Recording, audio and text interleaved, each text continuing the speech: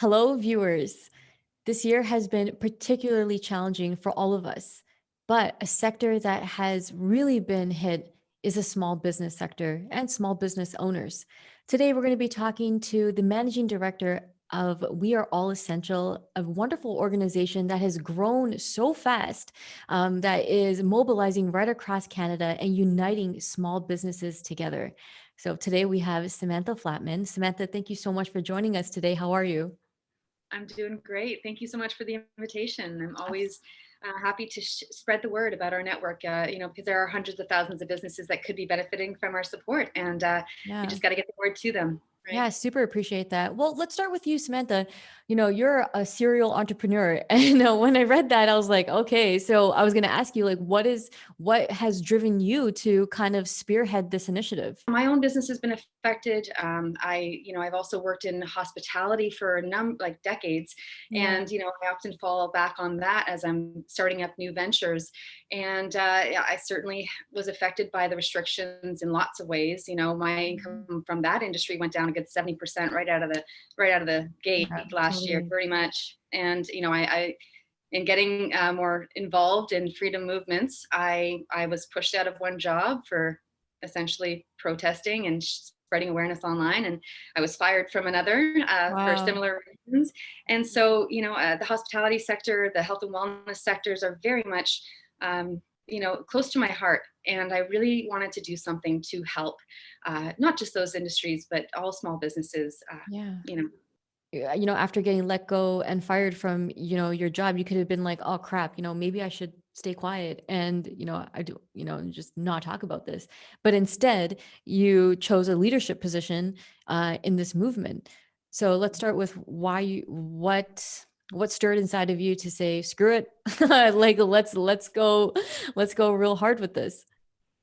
we can choose to be victims, or we can, choose to be victors. And I Yeah, just, I've done a lot of work to empower myself over the years. yeah. And yeah, it's interesting because all of the skills and all of the inner work that I've done over the last, say, decade has all come into play.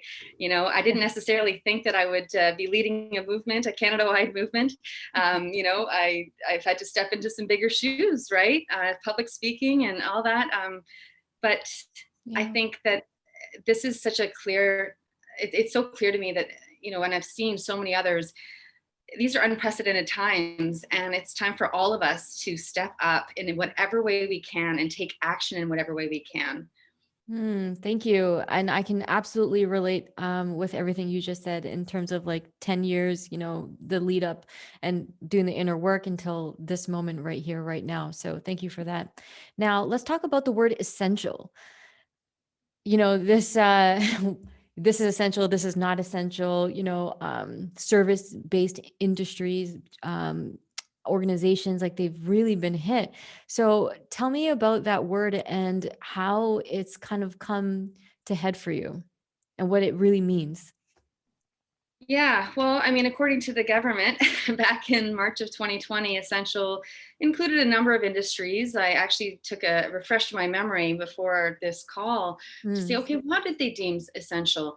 right. And it's if you'd be interested, I could list a few, just Yeah. to show the difference in terms of what they deemed essential, and how I and many others perceive essential today. Yeah. Um, so businesses that uh, supply other businesses that are essential, any sort of food retailers, animal welfare, which is interesting, especially as we Mm, get into our own, human welfare, yeah. mentally, emotionally, et cetera. It's interesting that we have animal welfare in there without any regard for our mental and emotional health, Interesting. or physical health when we talk Yeah. about gyms being shut down, et cetera. Right. Alcohol and cannabis, anything to do with vehicles, gas stations, transportation, pharmaceuticals, what else? Office supply and services, construction, telecommunications, and financial services, as well as safety supply services. So, um, and I can appreciate those categories as being essential for a very short period of time. So if we Mhm. are to lock down everything, then yes, I can see why those are essential. However, when we talk about rolling lockdowns and like extensive lockdowns, Mhm. my definition of essential is completely different. I Mhm. mean, we all have the right to earn a living and to put food on our tables. So how can we expect certain regions or industries to be closed for, in some cases, over 200 of the last 600, 365 days? Yeah. Like, how is it Unreal. that the well-being of any Canadian is not essential? And that money is involved. We need to be able to earn a living. Yeah. So yeah, it's they never really gave a true definition, I don't think, at any point. And now more than ever, we're seeing just how arbitrary and how discriminatory their definitions of essential or lack thereof definitions Yeah. are coming into play. Now, what are some of the experiences that you're hearing from entrepreneurs in the We Are All Essential network? Like, what's actually happening on the ground? It's it's pretty it's tough to hear. Every single day I get messages from business owners who are facing different degrees of what's the word, gosh, just different degrees of struggle. But there are very few that are thriving right now. Yeah. To be clear, hundreds of thousands of debt. Sorry, like 7 out of 10 businesses have taken on debt in the last year with an average of $170,000 each. Can you Seven out of imagine? 10? 7 out of 10 businesses in Canada took on debt in the past year to survive, right? To survive Oh, these lockdowns and other restrictions, all these, reduced capacities, et cetera. sure. Not to mention complying with all the additional protocols, right? Yeah. Putting up the plexiglass or reducing the capacity to, there's so many things that business owners invested in. So yeah, debt, everyone's pretty leveraged at this point. Yeah. Many, over 300,000 have already gone under, small businesses. In terms of our network, I mean, we have had members who, one of our she's a grandma in Alberta who started a bowling alley to bring something really beautiful to her community, and Nice. she invested everything in there. She even like put her house on the line, and she's basically, it's affected her, like, she's been threatened if her grandkids come in there, like just so many threats, right? That Wow. right now you're seeing an incredible amount of intimidation tactics being deployed on small businesses. So people are losing their houses, they're selling anything and everything. Mm. um, you know there's been a large degree of criminal harassment, quite frankly, from the bylaw officers and health authorities and police.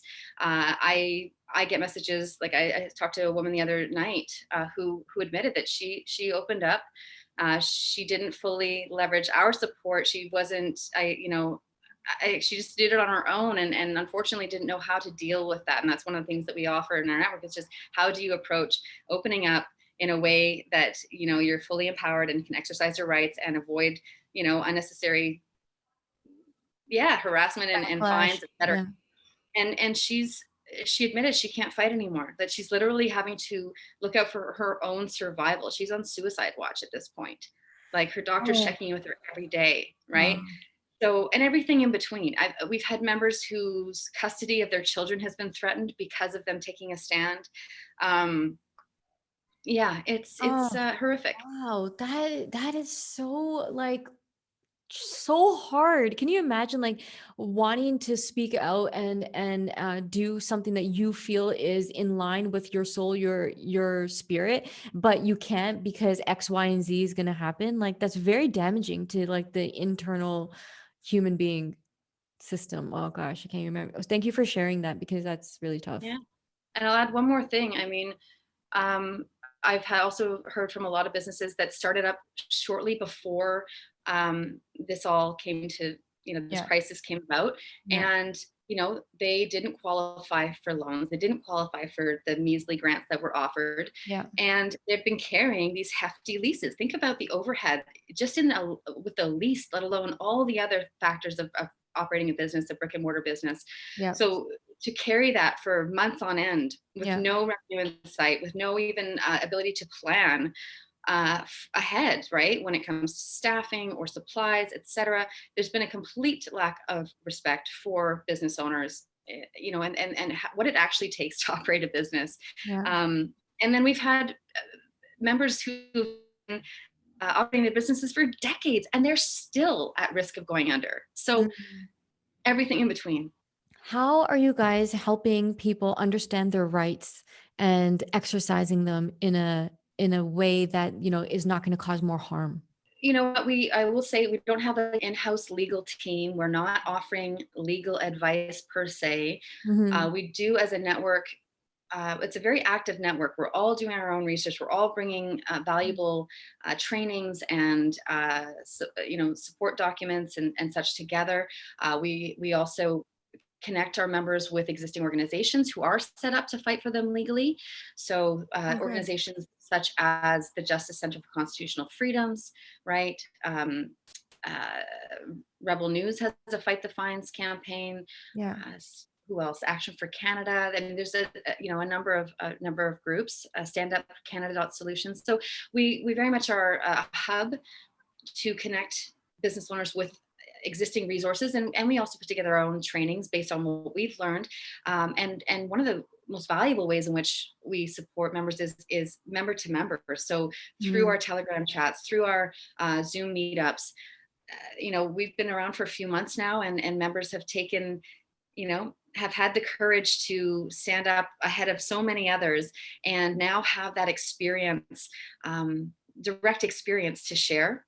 Can you tell me like maybe one success story where someone opened up and was able to continue to stay open?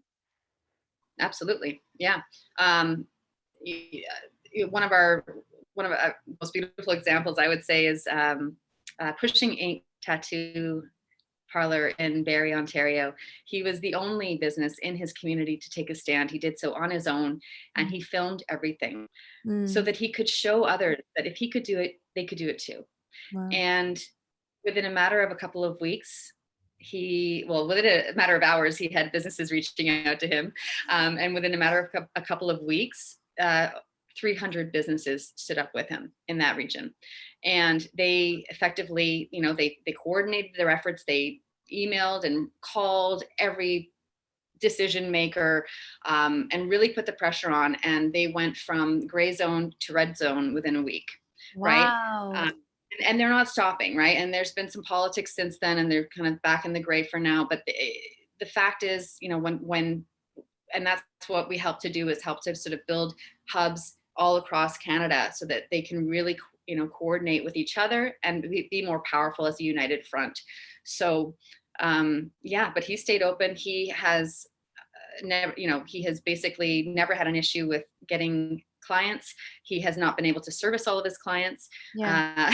because there's been such a demand. Yeah. So, and there's plenty of things. We've had another member who opened up on February 11th, and she has had more new clients in the last month than all of 2020. So there are a lot Wow. of Canadians that are eager to support small businesses who are taking a stand. And Yeah. I know that that's one of the fears is expressed, like, how will I be perceived? Will I lose my customers? What will my staff think? Yeah. Will I get fined? So we just address all of these most common concerns, and we can show now that we have quite a few members that have taken a stand and Yeah, what are you guys can show. at now? Last time we chatted, I think you guys were at like 250, 300 members. What are you guys at now? We are around 700 members now. Wow. Yeah. It's So, and that's in growing. That's awesome. like just over a month that we grew Yeah. that fast, right? How So did how did the February 11th action go? What, like when everyone coordinated and opened up on one day, what was the response and reaction from that? from who? Like the Um response from who? let's start with the media. Let's start- Absolutely. Well, we were pleasantly surprised because when we announced that we were rallying toward February 11th to help, uh, as many businesses as possible open up together, we were reached out. We were approached by just about every mainstream media, and they, for the most part, did some really supportive articles and Mhm. radio interviews and such. So I mean, there's a couple that were definitely trying to diminish what we were doing Yeah. and discredit us or whatever. But Yeah. for the most part, yeah, the media and in general, I'm finding that most Canadians are. I think they're just fed up, and they can see. They can see. I think either you are a business owner or a business owner, and you can see the the reality of the situation. It's not some elusive, no face to it stat. Yeah. People are seeing it in their communities. Almost every time I walk down the street, I see another business that's been boarded up, right? Yeah. In the second lockdown, threat of a third, certain industries are just done. And Yeah. so we are now starting to really collaborate with some coalitions within various sectors. So the beauty sector, they're rising up strong. Yeah. And so, I haven't checked today, but I wouldn't be surprised if we had 50 people join in the last 24 hours, because we did a live stream to really reach out to that sector. And once Yeah. again, they didn't know about us, and now they do, and they're Now they coming do. on board. And they're taking other approaches. They're still very much writing the MPPs and other other decision makers and such, and that's great. Like, let's approach this from all angles. And at the For same sure. time, at this point, this is a matter of survival. Yeah. And so this is about really truly understanding what rights we have under the Charter of Rights and Freedoms. Many of our members are going the common law route. There's definitely advantages and disadvantages to both. Yeah. We just really want to provide options for business owners. So we never say, okay, this is when you're opening, this is how you're opening, this is, the route that you're going to take, et cetera. This is about empowering business owners with the knowledge that they need to know their options, and to Yeah. exercise whatever feels right for them, to Yeah. operate their business as they see fit. Is that the aim? Is that the goal of We Are Essential? Like, you want to see the whole country open back up? Yeah, absolutely. Cool. Absolutely. I mean, I think we have plenty of evidence at this stage that lockdowns and many of these other restrictions have caused far more harm than they've ever done any good. They're not effective for curbing the spread. Yeah. Um, and it is possible to take on a more targeted approach to protecting those who are more vulnerable. Yeah. Um, we could be spending a lot. We could be investing much more money into our healthcare system, which quite frankly is not overwhelmed, as they keep telling us it is or will be. Yeah. Everything's been based on these forecasting models, which have to date never been accurate. Yeah. So there's a better way. There's a better way. And this is, at what point are the decision makers going to be doing a proper cost benefit analysis? At what point are they going to actually factor in the collateral damage of these measures? Mm-hmm. Right? We've already seen spikes in harms and deaths of despair. Right? Yeah. We've seen, oh gosh, I mean, just what was I going to say? Like mental illness, like there's so many, the unemployment rate, and we all know that directly translates to health issues and death, and we're in a Absolutely. period of Domestic over 10% abuse. right now. Yeah, Domestic abuse, for all sure. these things. Not to mention the fact that over almost 400,000 surgeries and screenings have been postponed, Yeah. right? And we haven't even seen the outcome of that yet. How is that going to flood our hospital, our healthcare systems in the not too distant future, when we've got heart disease and cancer and these big, like the number 1 and 2 leading causes of death in our country completely neglected, when we've made anything related to natural or preventative healthcare essentially non-essential? Yeah. I mean, so Yeah. it's just such short-term thinking, and in my opinion, it's more of a political.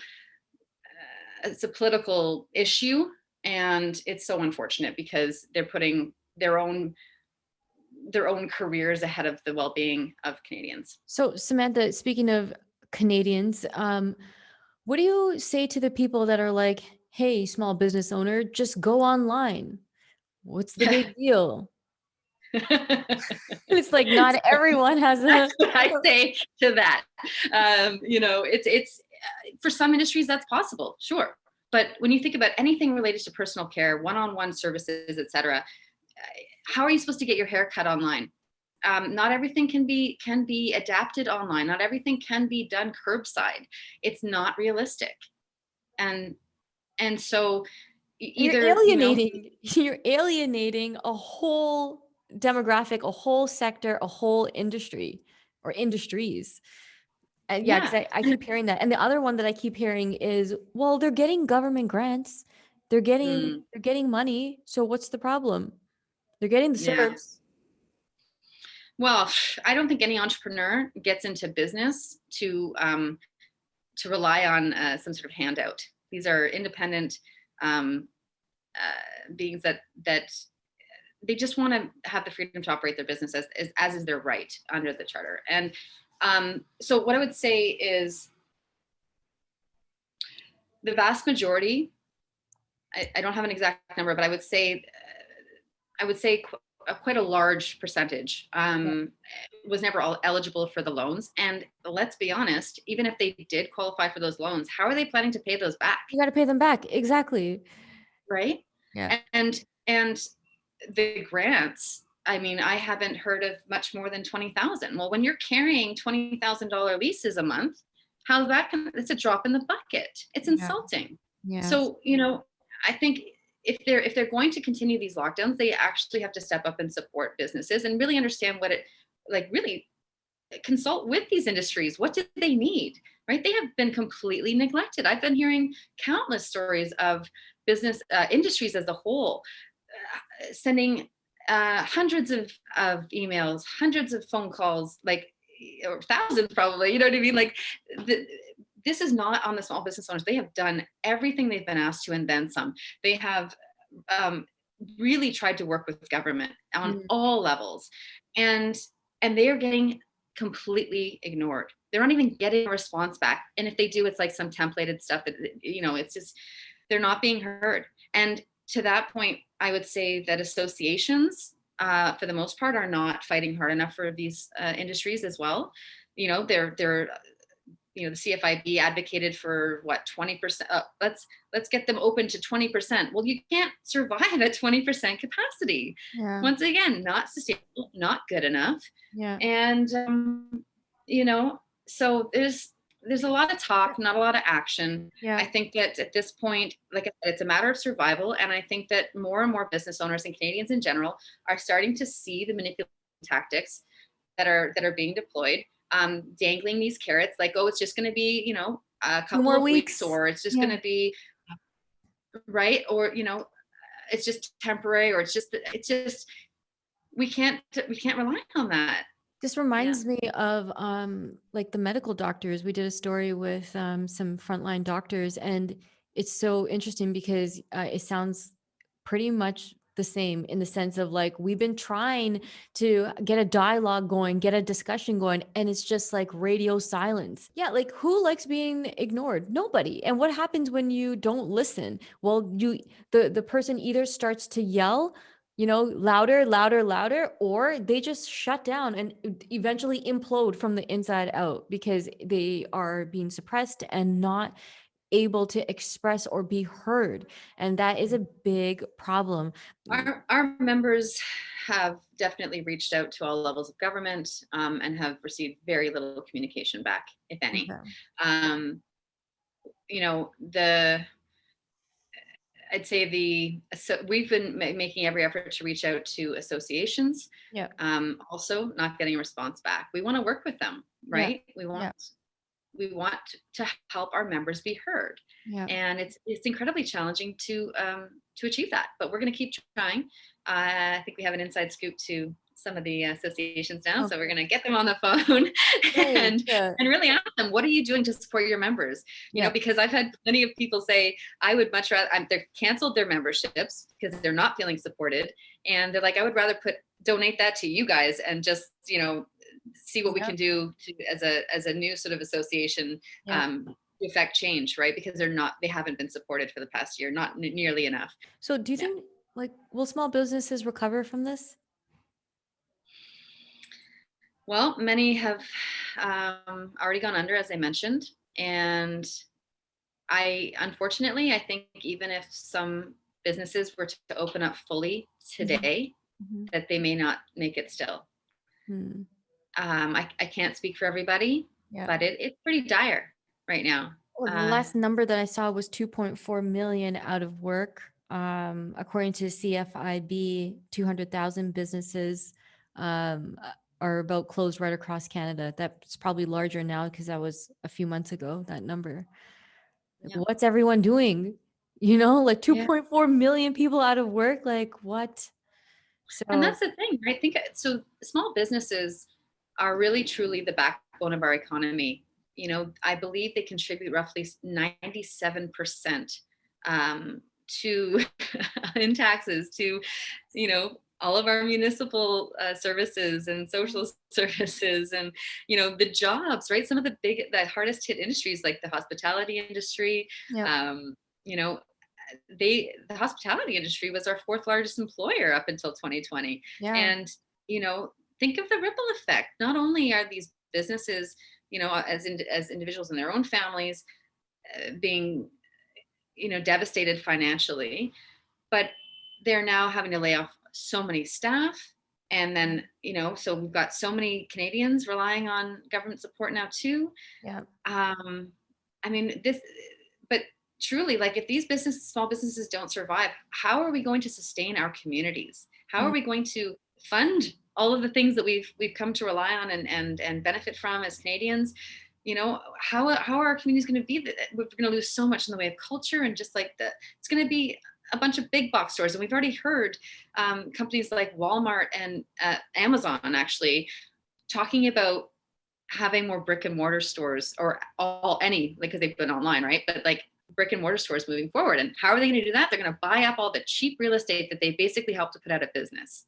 yeah, So, do we want to be surrounded by big box stores that add absolutely nothing in terms of our culture, that are not funneling their profits back into our communities like small businesses are, that are not going to be like, championing the community programs, the sponsorships and things like that? It's yeah. just, yeah, the Um, ripple effect is massive. it's huge. You just painted this very bleak picture, in my opinion. Now, that could be an image that, maybe the ones that want to control us, whatever you want to call them, whoever you want to call them. Now, what do you actually want to see? What is the world? What is the image that you picture? What's the world that you want to live in? How does that look? What a question. My goodness. Certainly nothing like it looks like today.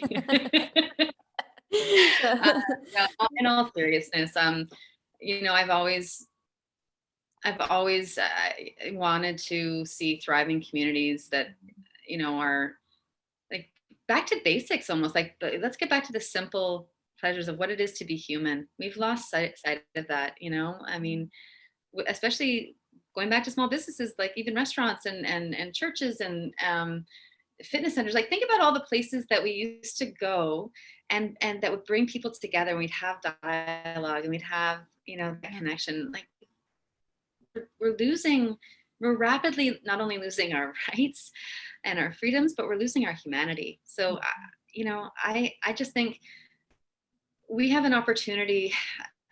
We have we have it's a necessity to not only salvage what we can of what we used to have, but also I think this is an opportunity to create an even a more truly democratic, Mm. um, community focused, health and wellness focused society. I mean, that's what I would hope.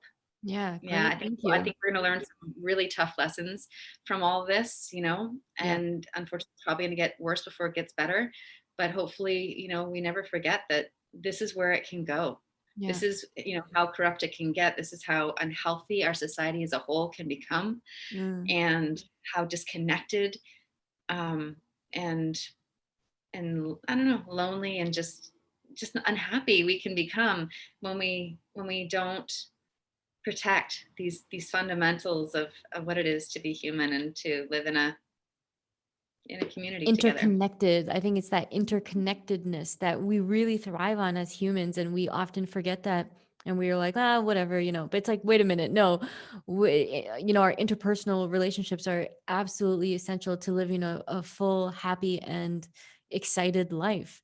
And we're seeing that firsthand right now. So thank you for expressing that, Samantha. What's going on? What's the new thing with We Are All Essential? Is there any new initiatives coming up or anything like that?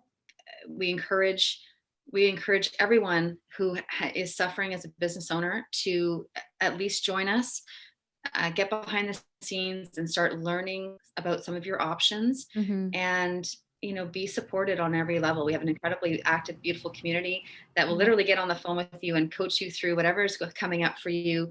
um, and really, as soon as possible, we encourage you to take a stand with us too, because we do have strength in numbers, and it's really important that we come together and start opening up and leading by example and showing others that it's possible. And and really, I think, just face that reality. It's like either you are willing to, um, you're willing to accept bankruptcy, or you've got to accept, like, you've got to face your fears, face that fear, the fear of fines, and just start to understand how you can fight those fines. Because I mean, what's a few fines when you're sitting on hundreds of thousands of dollars of debt with no revenue in sight? Yeah. um, if you're going to go under, you may as well go under with That's a, right. with a fight. And I don't think it's necessary to go under, but hey, if that's where you're at least go down with a fight. Do not think about all the time, money, energy that you've put into your business. you know this is about really standing up for yourself, your family, your community. You're in a position that you don't probably want to be in right now, but we need you to step up. You took a risk by starting your business, and you're going to need to take another risk to some extent now. Yeah. But I think it's worth it. And so I would just encourage everyone to check out the website, start to see what kinds of support we can offer you, and start taking action, right? Because I think the petitions and letter writing and this and that, we've seen very little come of that. Hmm. And we can't rely on politicians who clearly don't have our best interest in heart. I wish it wasn't this way, but we've got to look out for ourselves and our communities, Yeah. and the time is now to Yeah. take action. Thank you. Now, what about the people that don't have small businesses but really want to support, the ones that are courageous enough to open up and stay open? How can they support these businesses and business owners? Thank you. Yes, that's another key part of what we offer our members, is that there are so many Canadians that want to support you guys. So we actually have an online directory on our website that people can search by city or sector. And just to keep in mind, if you're not comfortable being public about possibly taking a stand with us and opening up, you can join our network privately.